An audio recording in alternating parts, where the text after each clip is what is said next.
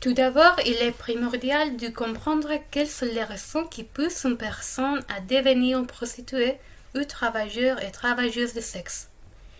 Est-ce par obligation, pour gagner de l'argent, pour les plaisirs? En effet, il est commun de penser que toutes ces personnes ont été forcées, mais en réalité, plusieurs le font simplement pour l'amour de l'art et ont une vision très positive de l'industrie du sexe.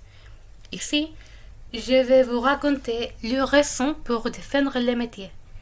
Mais avant de continuer, je tiens à préciser que je parlerai d'eux avec le terme travailleur du sexe, car c'est le terme qu'ils préfèrent.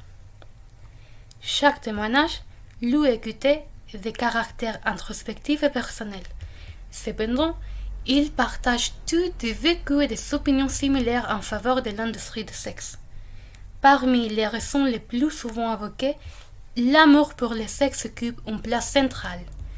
Bien sûr, ces personnes profitent de l'activité. Nina, une travailleuse du sexe BDSM, raconte qu'avant de faire son travail, elle était sur une plateforme où elle cherchait des partenaires sexuels. Après son temps, elle se demandait pourquoi je fais cela gratuitement quand je pourrais gagner de l'argent? Et on connaît la suite. Une autre opinion partagée est l'indépendance qui procure le travail. Ils décident de tout, leurs tarifs, leurs pratiques et quand et où ils veulent travailler. S'ils ne veulent pas accepter un client, ils n'ont pas à le faire.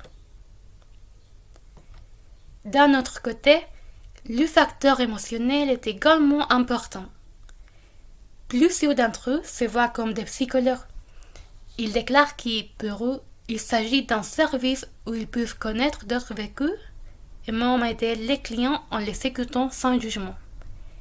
Dans le cas des femmes avec une clientèle entièrement masculine, plusieurs d'entre elles déclarent avoir commencé ce travail pour mieux comprendre les hommes. Parmi les difficultés de ce métier, elles affirment que l'un des majeurs problèmes est la solitude due à préjugés de la société.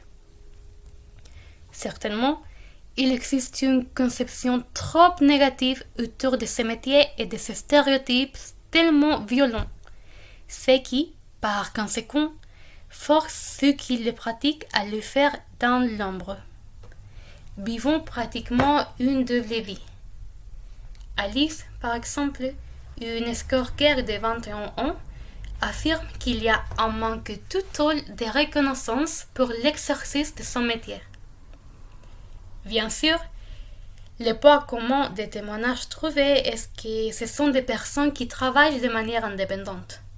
Alors, elles sont conscientes de certains privilèges. Pour Alice, il y a une différence entre les travailleuses de sexe indépendant qui se prostituent par choix ou par nécessité et la traite des êtres humains.